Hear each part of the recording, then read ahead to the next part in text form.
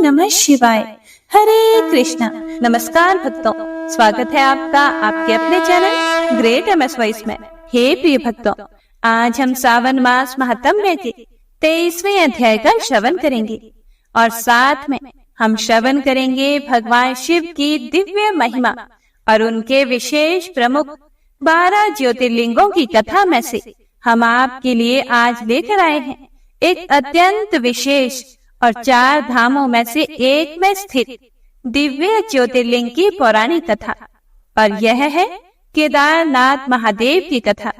तो वीडियो को पूरा अवश्य सुनिएगा।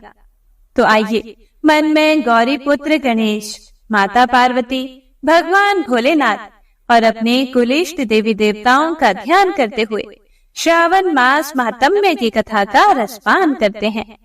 श्री शिवाय नमस्तुभ्यम।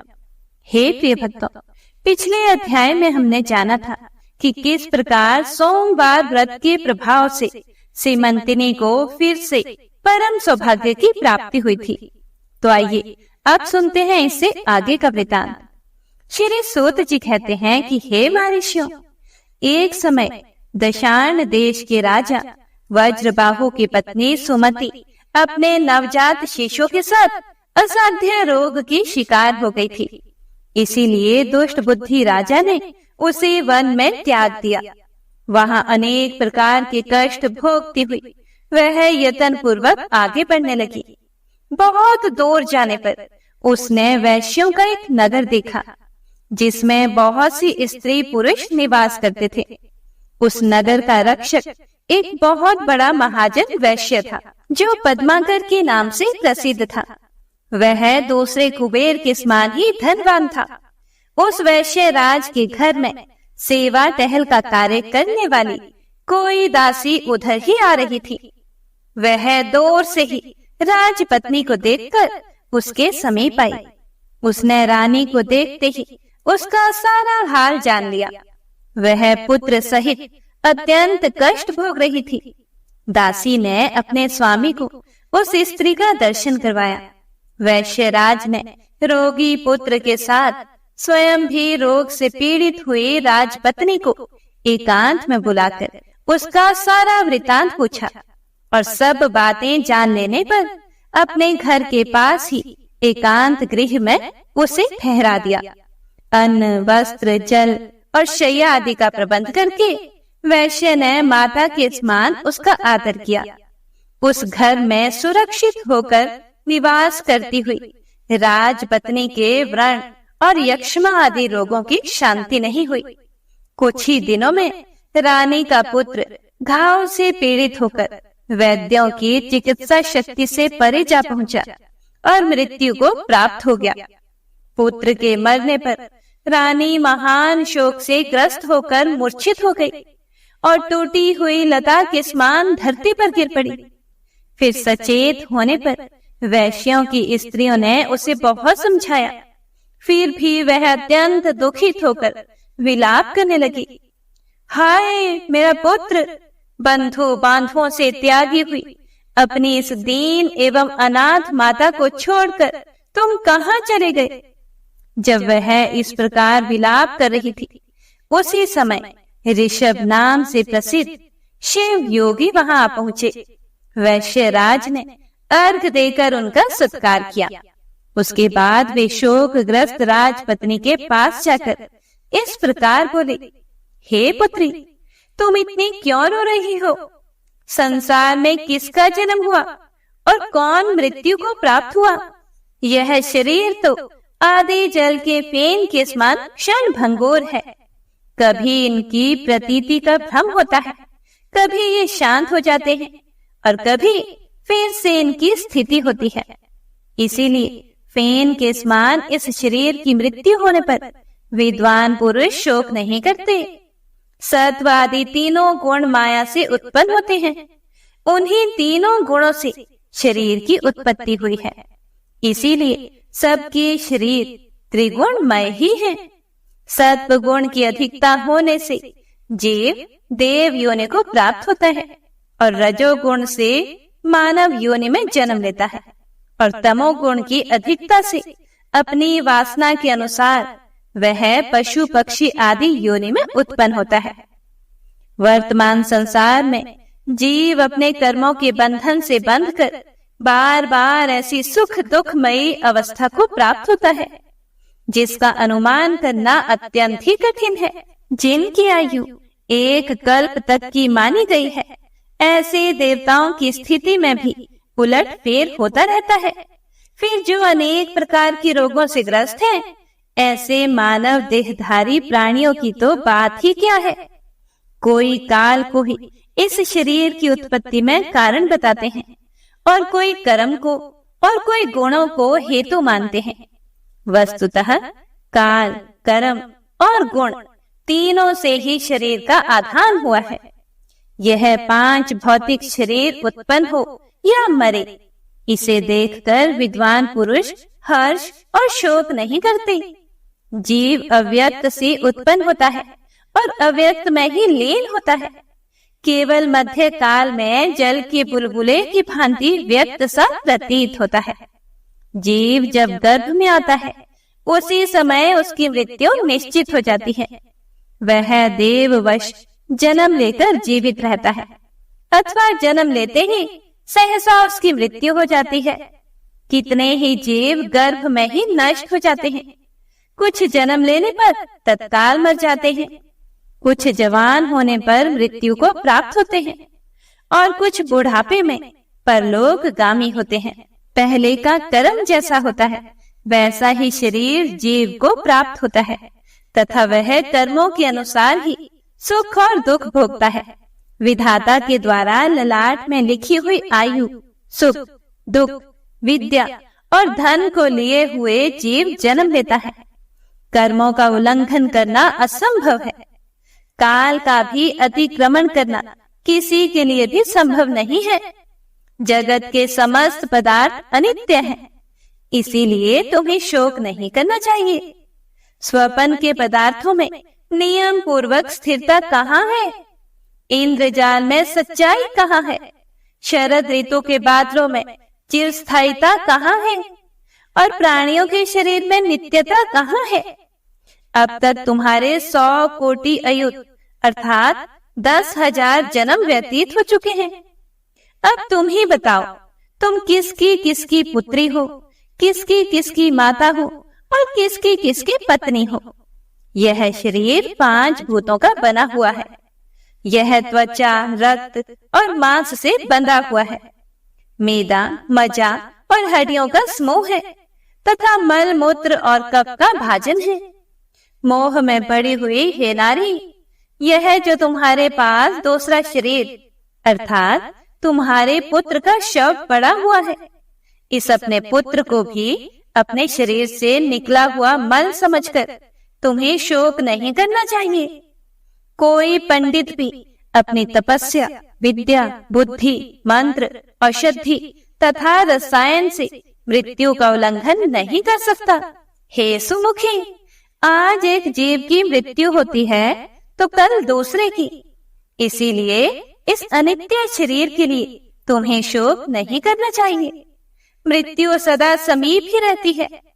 फिर बताओ, देहधारियों को क्या सुख है? इसीलिए यदि तुम जन्म, बुढ़ापा और मृत्यु को जीतना चाहती हो, तो मृत्यु को जीतने वाले सबके ईश्वर भगवान उमापति की शरण में जाओ।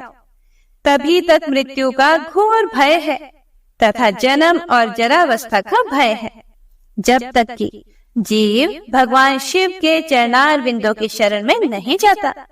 अत्यंत भयंकर संसार में अनेक प्रकार के दुखों का अनुभव करके मनुष्य का मन जब उसकी ओर से विरक्त हो जाता है, उस समय उसे भगवान महेश्वर का ध्यान करना चाहिए। जो मन से भगवान शिव के ध्यान रूपी रसामृत का पान करता है, उस पुरुष को फिर संसार की विषय रूपी मदिरा को पीने की तृष्णा नहीं होती। जब सब प्रकार की आसक्तियों से छूटा हुआ मन वैराग्य के अधीन होकर भगवान शिव के चरणों के चिंतन में मग्न हो जाता है, तब मनुष्य का इस संसार में फिर जन्म नहीं होता है।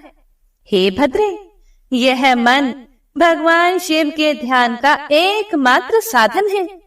उसे शोक और मोह में मत डुबाओ, शिव जी का भजन करो। हे प्रिय भक्तों, इस प्रकार शिव योगी ने अनुनय पूर्वक जब रानी को समझाया, तब उसने उन्हीं को गुरु मानकर उनके चरण कमलों में प्रणाम करके कहा, हे भगवान, जिसका एकमात्र पुत्र मर गया हो, जिसे प्रिय बंधुओं ने त्याग दिया हो, तथा जो महान रोग से अत्यंत पीड़ित रहती हो, ऐसी मुझ अभागिनी के लिए मृत्यु के सिवा दूसरी कौन सी गति है। इसीलिए मैं इस शिशु के साथ ही प्राण त्याग देना चाहती हूँ। मृत्यु के समय जो आपका दर्शन हो गया, मैं इतने से ही कृतार्थ हो गई। रानी की यह बात सुनकर दया निधान शिव योगी मरे हुए बालक के पास आए और शिव मंत्र से अभिमंत्रित भस्म लेकर उसके मुंह में डाल दिया। हे प्रिय भक्तों, विभूति के पड़ते ही वह मरा हुआ बालक प्राण युक्त हो गया। प्राण लौट आने पर बालक ने आंखें खोल दी, उसकी इंद्रियों में पूर्ववत शक्ति आ गई और वह दूध पीने की इच्छा से रोने लगा। तब नेत्रों से आनंद के आंसू बहाती हुई रानी ने झपट कर बालक को गोद में उठा लिया और उसे छाती से चिपका कर वह अपूर्व आनंद में डूब गई। उसके बाद शिव योगी ने माता और बालक के विषैले घावों से युक्त शरीर में भस्म का स्पर्श करवाया। इससे उन दोनों के शरीर दिव्य हो गए।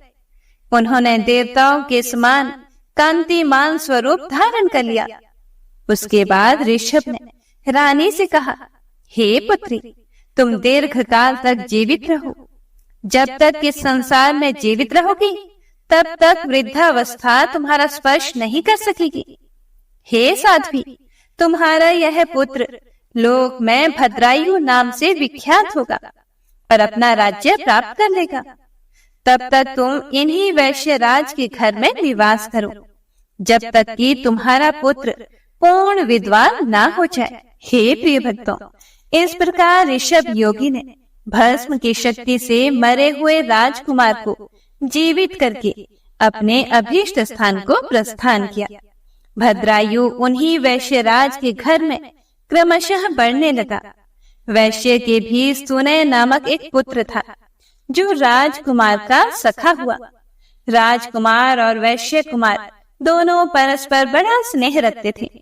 वैश्य राज ने विद्वान ब्राह्मणों के द्वारा राजकुमार और अपने पुत्र का भी संस्कार विस्तार पूर्वक करवाया। समय आने पर उपनयन संस्कार हो जाने के बाद दोनों बालकों ने गुरु सेवा में तत्पर होकर विनय पूर्वक संपूर्ण विद्याओं का संग्रह किया। उसके बाद जब राजकुमार का 16वां वर्ष लगा, तब वे ही ऋषभ योगी पुनः वैश्य राज के घर आए। रानी और राजकुमार ने बड़े हर्ष के साथ उनको बार बार प्रणाम करके उनकी यथा योग्य पूजा की। उन दोनों से पूजित होने पर योगेश्वर शिव योगी ने कहा, हे पुत्र, तुम कुशल से तो हो ना? तुम्हारी माता को भी कोई कष्ट तो नहीं है? क्या तुमने सब विद्याओं का अध्ययन कर लिया? गुरुजनों की सेवा में सदा संलग्न रहते हो ना? हे वत्स, क्या मुझ प्राणदाता गुरु का कभी स्मरण भी करते हो? योगेश्वर ऋषभ के ऐसा कहते समय विनयशीला रानी ने अपने पुत्र को उनके चरणों में डाल दिया और कहा, हे गुरुदेव, यह आपका ही पुत्र है। आप इसके प्राणदाता पिता हैं। आप दया करके अपने इस शिष्य को अनुग्रहित करें और इसे सत्पुरुषों के उत्तम मार्ग शुभ कर्म का उपदेश दें। रानी के द्वारा इस प्रकार प्रसन्न कराए जाने पर परम बुद्धिमान शिव योगी ने राजकुमार को सन्मार्ग का उपदेश दिया। फिर ऋषभ बोले, वेद, स्मृति और पुराणों में जिसका उपदेश किया गया है वही सनातन धर्म है। सब लोगों को चाहिए कि अपने अपने वर्ण और आश्रम के अनुसार सदा शास्त्रोक्त धर्म का सेवन करें। हे वत्स, तुम सदा ही सत्पुरुषों के मार्ग पर चलना, उत्तम आचार का ही पालन करना, देवताओं की आज्ञा का कभी भी उल्लंघन ना करो। देवताओं की अवहेलना भी ना करो। गौ, देवता, गुरु और ब्राह्मण के प्रति सदा भक्ति भाव रखो। अतिथि के रूप में चांडाल भी अपने घर आ जाए तो सदा उसका सत्कार करो। अपने प्राणों पर संकट आ जाए तो भी सत्य का परित्याग ना करो। हे महाबाहो, पराये धन की, पराई स्त्री की, देवता तथा ब्राह्मण की वस्तुओं की और अत्यंत दुर्लभ पदार्थों की भी तृष्णा त्याग दो। महामते, सदा उत्तम कथा, उत्तम आचार, उत्तम व्रत, सत्पुरुषों के आगमन तथा धर्म आदि के संग्रह की ही अभिलाषा करो। स्नान, जप, होम, स्वाध्याय, पितृ तर्पण, गो पूजा, देव पूजा और अतिथि पूजा में कभी भी आलस्य को समीप न आने दो। क्रोध, द्वेष, भय, शठता, चुगली, अनुचित आग्रह, कुटिलता, दंभ और उद्वेग का यत्न पूर्वक त्याग करो। अकारण वैर, व्यर्थ की बकवाद और दूसरों की निंदा छोड़ दो। मृग्या, धृत क्रीड़ा, मद्यपान, स्त्री और स्त्री लंपट पुरुष, इन सब के संग का परित्याग करो। अधिक भोजन, अधिक परिश्रम, अधिक बातचीत और अधिक खेल कूद तथा क्रीड़ा विलास को सदा के लिए छोड़ दो। अधिक विद्या, अधिक श्रद्धा, अधिक पुण्य, अधिक स्मरण, अधिक उत्साह, अधिक प्रसिद्धि और अधिक धैर्य जैसे भी प्राप्त हो उसके लिए सदा चेष्टा करो। अपनी ही पत्नी के प्रति सकाम बनो। अपने शत्रुओं पर ही क्रोध करो। पुण्य राशि के संग्रह के लिए ही लोभ करो। पापाचारियों के प्रति ही असूया अर्थात दोष दृष्टि करो। पाखंडियों के प्रति द्वेष तथा साधु पुरुषों के प्रति राग रखो। चुगलों की बातें अनसुनी करने के लिए बहरे हो जाओ। धूर्त, अत्यंत क्रोधी, शठ, क्रूर, छली, चंचल, दुष्ट, पतित, नास्तिक और कुटिल मनुष्य को दूर से ही त्याग दो। अपनी प्रशंसा ना करो। दूसरों की चेष्टाओं और इशारों को समझो। धन और कुटुंब में अधिक आसक्ति ना रखो। पतिव्रता पत्नी, माता, ससुर, साधु पुरुष और गुरु के वचनों में सदा विश्वास करो। अपनी रक्षा में तत्पर होकर सदा सावधान रहो। उत्तम व्रत का पालन करो। अपने सेवकों पर भी कभी पूर्ण विश्वास ना करो। हे महामते, जो तुम्हारा विश्वास पात्र रहा हो ऐसा कोई पुरुष यदि चोरी में भी पकड़ा जाए तो उसे प्राण दंड ना दो। पाप रहित मनुष्य पर संदेह ना करो। सत्य से विचलित ना हो। अनाथ, दीन, वृद्ध, स्त्री, बालक और निरपराध मनुष्य के धन से, बुद्धि से, शक्ति से, बल से तथा अपने प्राणों द्वारा भी रक्षा करो। वध करने योग्य शत्रु भी यदि शरण में आ जाए तो उसे ना मारो। माता पिता और गुरु के कोप से बचो। धन का व्यय, पुत्रों तथा ब्राह्मणों का अपराध सहन करो। जिस प्रकार ब्राह्मण प्रसन्न हो वैसा उनका हित करो, क्योंकि श्रेष्ठ द्विज संकट में पड़े हुए राजा का उस संकट से उद्धार करते हैं। आयु, यश, बल, सुख, धन, पुण्य और प्रजाजनों की उन्नति, यह सब जिस सत्कर्म से संभव हो उसका सदा सेवन करना चाहिए। देश, काल, शक्ति, कर्तव्य, अकर्तव्य का भले भांति विचार करके सदा यत्न पूर्वक कर्म करो। स्वयं किसी को बाधा ना पहुंचाओ। दूसरों की बाधा का निवारण करो। उत्तम नीति और शक्ति से चोरों तथा दुष्टों का दमन करो। स्नान, जप, होम, देव पूजा तथा श्राद्ध कर्म में उतावली ना करो। नींद लेने और भोजन में शीघ्रता करो। उदारता युक्त, शठता से रहित, सत्य, मनुष्यों के मन को प्रिय लगने वाली तथा थोड़े से अक्षर और अधिक अर्थ वाली बात बोलो। कहीं भी भय ना करो। शत्रुओं और विपत्तियों में पड़कर भी निडर बने रहो। ब्राह्मण कुल, गुरु की आज्ञा तथा पापाचरण से डरो। कुटुंबी जनों, भाई बंधुओं, ब्राह्मणों, पत्नियों, पुत्रों तथा भोजन की पंक्तियों में समतापूर्ण बर्ताव करो। सत्पुरुषों के हितकारक उपदेशों, पुण्य कथाओं, विद्या गोष्ठियों तथा धर्म चर्चाओं से कभी मुंह ना मोड़ो। जल के निकट सर्वत्र विख्यात ब्राह्मणों के निवास से युक्त परम पवित्र तथा कल्याणमय प्रशस्त स्थान में सदा निवास करो, जहाँ कुलटाएं और वैश्या रहती हों, जहाँ काम लंपट पुरुषों का निवास हो। ऐसे नीच जन सेवित दूषित स्थान में तुम कभी निवास ना करो। त्रिभुवन के स्वामी एकमात्र भगवान शिव की शरण लेकर भी तुम सभी देवताओं की यथा समय उपासना करते रहो और उनके दिनों अर्थात तत्संबंधी तिथियों का भी समादर करो। हे वत्स, तुम सदा पवित्र, सदा दक्ष, सदा शांत, सदा स्थिर, सदा काम, क्रोध, लोभ, मोह, मद और मात्सर्य इन छहों शत्रुओं को जीतने वाले तथा सदा एकांतवासी बनो। वेद वेदता ब्राह्मण, नियमों से प्रकाशित होने वाले शांत सन्यासी, पुण्य वृक्ष, पुण्य नदी, पुण्य तीर्थ, महासरोवर, धेनु, वृषभ, पतिव्रता स्त्री तथा अपने घर के देवताओं को उनके पास जाते ही अचानक नमस्कार करो। ब्रह्म मुहूर्त में उठकर भली भांति आचमन करके तुम पहले अपने गुरुजी को प्रणाम करो। उसके बाद उमापति भगवान शिव का ध्यान करके लक्ष्मीपति नारायण, ब्रह्मा, गणेश, स्कंद, कात्यायनी देवी, महालक्ष्मी, सरस्वती, इंद्र आदि लोकपाल तथा पुण्य श्लोक अर्थात पवित्र यश वाले महर्षियों का चिंतन करो। उसके बाद उदय काल में सदा भगवान सूर्य को प्रणाम करो। गंध, पुष्प, तांबूल, शाक और पके फल आदि भक्ष्य भोज्य प्रिय एवं नूतन पदार्थ पहले भगवान शिव को अर्पण करके फिर प्रसाद रूप से उसका उपभोग करो।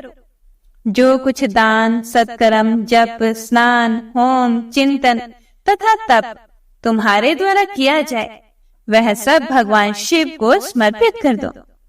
खाते, पाठ करते, सोते, घूमते, देखते, सुनते, बोलते और ग्रहण करते समय सदा भगवान शिव का ही चिंतन करो। प्रतिदिन मंत्र राज पंचाक्षर का जप और ध्यान करते हुए सदा भगवान सदाशिव के चरणों में अपने मन को रमाते रहो। हे वत्स, यह संक्षेप से तुम्हारे लिए धर्म का उपदेश किया गया है। श्री शिवाय नमस्तुभ्यम। हे प्रिय भक्तों, इसके बाद ऋषभ शिव योगी जो कहते हैं उसका वर्णन आप अगले अध्याय में सुनेंगे। हे प्रिय भक्तों, इस पवित्र श्रावण मास में हम श्रवण कर रहे हैं भगवान शिव की दिव्य महिमा और उनके विशेष प्रमुख 12 ज्योतिर्लिंगों की कथा। आज की इस कड़ी में हम आपके लिए लेकर आए हैं एक अत्यंत विशेष और 4 धामों में से एक में स्थित दिव्य ज्योतिर्लिंग की पौराणिक कथा, और यह है केदारनाथ महादेव जी की कथा। समुद्र तल से लगभग 3584 मीटर की ऊंचाई पर मंदाकिनी नदी के किनारे पर स्थित है केदारनाथ ज्योतिर्लिंग। सिर्फ उत्तराखंड में ही भगवान शिव के लगभग 200 शिवलिंग है, लेकिन उन सभी में सबसे प्रमुख है केदारनाथ महादेव जी। लेकिन आखिर क्या है इस केदारनाथ ज्योतिर्लिंग की कथा? तो आइए सुनते हैं। प्राचीन काल की बात है, एक भयंकर दैत्य था। उसने भगवान शिव की आराधना करके उन्हें प्रसन्न कर लिया था। जब भगवान शिव ने उसे दर्शन दिए और वरदान मांगने के लिए कहा, तो उसने भोलेनाथ से अमृतत्व का वरदान मांगा। महादेव जी ने कहा कि यह वरदान देना तो उनके सामर्थ्य में है ही नहीं, वो कुछ और मांग ले। तो उस दैत्य ने ऐसे सहस्त्र कवच मांगे जिसे कोई भी भेद ना सके। फिर महादेव जी ने इस वरदान पर भी असहमति जताई और उसे फिर से वरदान मांगने के लिए कहा। उस दैत्य ने अपनी बुद्धि का प्रयोग करते हुए महादेव जी से कहा, हे शंभो, मुझे ऐसे सहस्त्र कवच प्रदान कीजिए जिससे मैं अजय हो जाऊं। यदि कोई व्यक्ति मुझसे सहस्त्र वर्षों तक युद्ध करे, केवल तभी मेरा एक कवच टूट पाए। भगवान शिव ने उस राक्षस को यह वरदान दे दिया और तब से उसका नाम पड़ा सहस्त्र कवच असुर। हे प्रिय भक्तों, महादेव से विजय का आशीर्वाद प्राप्त करके वह असुर ऋषि मुनियों को प्रताड़ित करने लगा। त्राही माम करते हुए सभी ऋषिगण भगवान विष्णु का आश्रय लेने गए। इस राक्षस का वध करने के लिए उनसे प्रार्थना की। फिर भगवान विष्णु ने नारद मुनि से किसी ऐसे स्थान के बारे में पूछा जहां एक दिन तपस्या करके सहस्त्रों वर्षों की तपस्या का फल प्राप्त किया जा सके। इस प्रश्न के उत्तर में नारद मुनि ने बद्रीनाथ नामक स्थान के बारे में भगवान विष्णु को बताया, जहां यह संभव था। और दूसरी ओर दक्ष प्रजापति का विवाह देवी प्रसूति से हुआ। उन्हें 16 कन्याएं संतान के रूप में प्राप्त हुई। इनमें से 13वीं कन्या का नाम मूर्ति था, जिसका विवाह धर्म से हुआ। माता मूर्ति के गर्भ से नर नारायण ऋषि का जन्म हुआ, जो कि भगवान विष्णु के ही अवतार थे। बड़े होने पर नर नारायण ऋषि बद्री का आश्रम में तपस्या करने चले गए, जिसके बारे में नारद मुनि ने उन्हें बताया था। और यहाँ पर प्रतिदिन एक पार्थिव शिवलिंग की स्थापना करके उसकी पूजा अर्चना करने लगे। सहस्त्र कवच असुर भी नर नारायण ऋषि से युद्ध करने की इच्छा से वहां पहुंचा। और फिर क्या था, एक घमासान युद्ध हुआ। जब नर उस दैत्य से युद्ध करते तो नारायण तपस्या करते, और अगली पारी में नारायण युद्ध करते तो नर तपस्या करते, क्योंकि वहां एक दिन की तपस्या का फल सहस्त्र वर्षों की तपस्या के तुल्य था। इसीलिए नर नारायण ऋषि ने उस राक्षस के 999 कवच काट दिए। जब असुर ने देखा कि उसके पास अब केवल एक ही कवच शेष रह गया है, तो वह सूर्य के अंदर समा गया। और इसी असुर ने अपने अगले जीवन काल में सूर्य पुत्र कर्ण के रूप में माता कुंती के गर्भ से जन्म लिया। नर नारायण ऋषि पार्थिव शिवलिंग की स्थापना करके भगवान शिव की पूजा अर्चना काफी लंबे समय तक कर रहे थे। उनसे प्रसन्न होकर महादेव जी ने उन्हें दर्शन दिए और कुछ वर मांगने के लिए कहा। तब नर नारायण ऋषि ने भगवान शिव से प्रार्थना की कि वे इसी स्थान पर आकर सृष्टि के जीवों का कल्याण करने के लिए विराजमान हो जाएं। उनकी प्रार्थना को स्वीकार करते हुए भगवान शिव वहां केदारनाथ के रूप में वास करने लगे। हे प्रिय भक्तों, इसी ज्योतिर्लिंग के विषय में एक और कथा आती है। यह बात है द्वापर युग की, जब पांडवों और कौरवों के बीच में कुरुक्षेत्र का युद्ध हुआ था। पांडव युद्ध में विजय तो हो चुके थे, लेकिन उनके हाथों से अपने ही स्वजनों का वध हुआ था। महाराज युधिष्ठिर के राज्याभिषेक के पश्चात उनके राज्य के ब्राह्मणों ने उन्हें सुझाव दिया कि उन्हें काशी में जाकर भगवान शिव का आश्रय लेना चाहिए और अपने द्वारा हुई जीव हत्या के लिए प्रायश्चित करना चाहिए। उनकी इस बात को शिरोधार्य करके पांडव काशी की ओर निकल पड़े। जब वे काशी पहुंचे तो उन्हें पता चला कि महादेव वहां नहीं बल्कि बद्रिका आश्रम में हैं। भगवान शिव की शरण प्राप्त करने के लिए वे हिमालय में स्थित बद्रिका आश्रम की ओर प्रस्थान कर गए।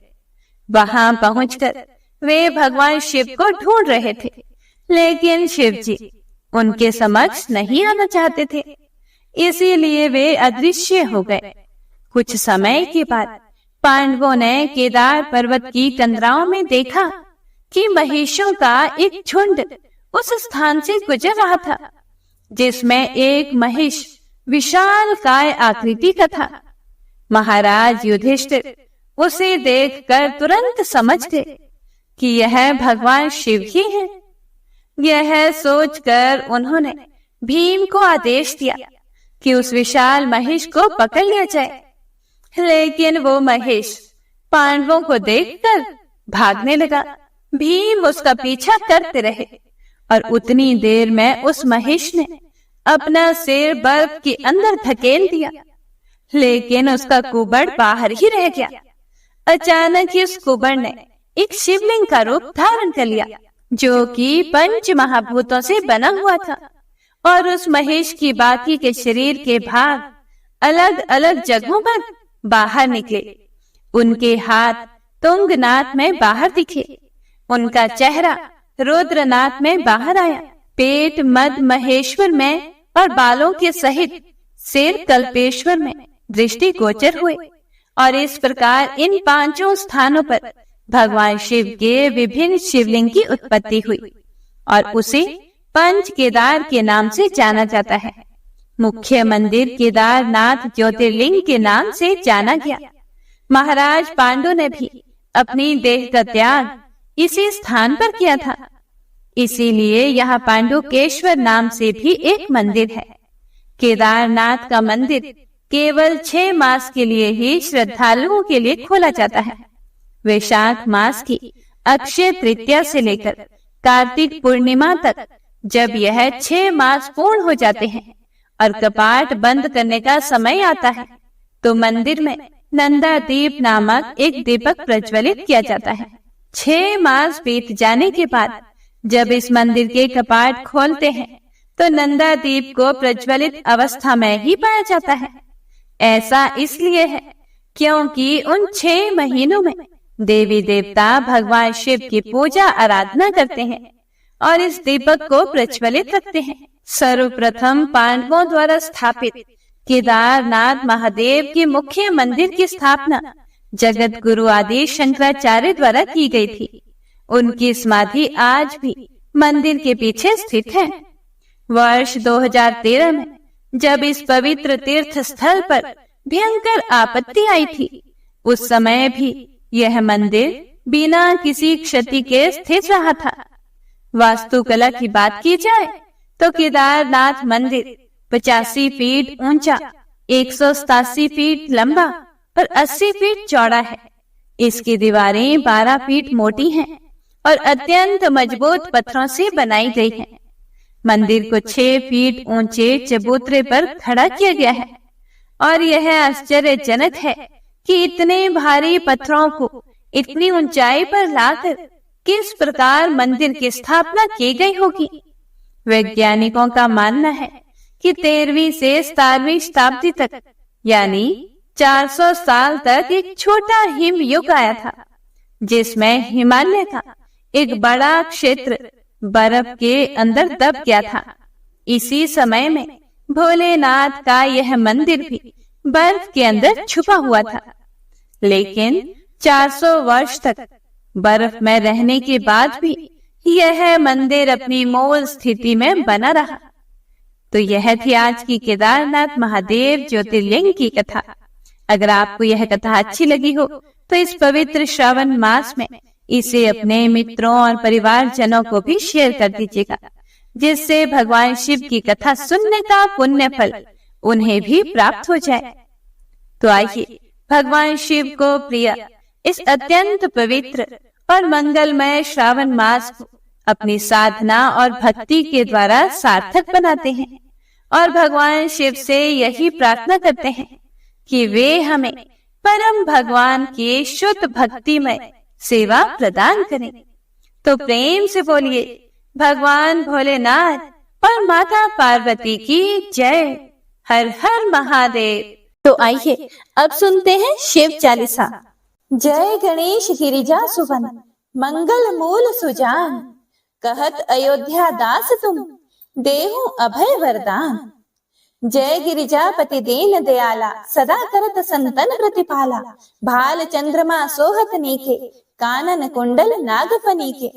अंग गौर शीर गंग बहाए, मुंड माल तन चार लगाए। वस्त्र खाल बागंबर सोहे, छवि को देखी नागमन मोहे। मैना मातु की हवे दुलारी, बाम अंग सोहत छवि न्यारी। कर त्रिशूल सोहत छवि भारी, करत सदा शत्रुन क्षयकारी। नंदी गणेश सोहे तह जैसे, सागर मध्य कमल है जैसे। कार्तिक श्याम और गण राव, या छवि को कही जात न खाओ। देवन जब ही जाए पुकारा, तभी दुख प्रभु आप निवारा। किया उपद्रव तारक भारी, देवन सब मिली तुम ही जुहारी। तुरत छड़ानन आप पठायो, लव निमेष महामारी गिरायो। आप जलंधर असुर सहारा, सुयश तुम्हार विदित संसारा। त्रिपुरासुर सन युद्ध मचाई, सब ही कृपा कर लीन बचाई। किया तप ही भागीरथ भारी, पूरब प्रतिज्ञा तासु पुरारी। दानिन मह तुम सम कोई नाही, सेवक स्तुति करत सदाही। वेद नाम महिमा तब गाई, अकथ अनादि भेद नहीं पाई। प्रकटी उधती मंथन में ज्वाला, जरत सुरासुर भय विहाला। किन्हीं दया तह करी सहाय, नीलकंठ तब नाम कहाई। पूजन रामचंद्र जब किन्हा, जीत के लंका विभीषण दिन्हा। सहस कमल में हो रहे धारी, किन्ह परीक्षा तभी पुरारी। एक कमल प्रभु राखे जोई, कमल नयन पूजन चह सोई। कठिन भक्ति देखी प्रभु शंकर, भय प्रसन्न दिए इच्छित वर। जय जय जय अनंत अविनाशी, करत कृपा सबके घटवासी। दुष्ट सकल नित मोहि सतावे, भ्रमत रहूं मोहि चैन न आवे। त्राहि त्राहि मैं नाथ पुकारो, यही अवसर मोहि आन उबारो। लई त्रिशूल शत्रुन को मारो, संकट से मोहि आन उबारो। मात पिता भ्राता सब होई, संकट में पूछत नहीं कोई। स्वामी एक है आस तुम्हारी, आए हरहु मम संकट भारी। धन निर्धन को देत सदाही, जो कोई जांचे सो फल पाही। अस्तुति के ही विधि करें तुम्हारी, क्षमो नाथ अब चूक हमारी। शंकर हो संकट के नाशन, मंगल कारण विघ्न विनाशन। योगी यति मुनि ध्यान लगावे, शारद नारद शीश नवावे। नमो नमो जय नमः शिवाय, सुर ब्रह्मादिक पार न पाए। जो यह पाठ करे मन लाए, तापर होत है शंभु सहाय। ऋणिया जो कोई हो अधिकारी, पाठ करे सो पावनहारी। पुत्रहीन कर इच्छा जोई, निश्चय शिव प्रसाद ते ही होई। पंडित त्रयोदशी को लावे, ध्यान पूर्वक होम करावे। त्रयोदशी व्रत करे हमेशा, ताके तन नहीं रहे कलेशा। धूप दीप नैवेद्य चढ़ावे, शंकर सम्मुख पाठ सुनावे। जन्म जन्म के पाप नसावे, अंत धाम शिवपुर में पावे। कहे अयोध्या दास आस तुम्हारी, जानी सकल दुख हरहु हमारी। नित नेम कर प्रातः ही, पाठ करो चालीसा। तुम मेरी मनोकामना, पूर्ण करो जगदीश। मगसर छठी हेमंत ऋतु, संवत 64 जान। अस्तुति चालीसा, शिव ही पूर्ण केल कल्याण। ओम नमः शिवाय।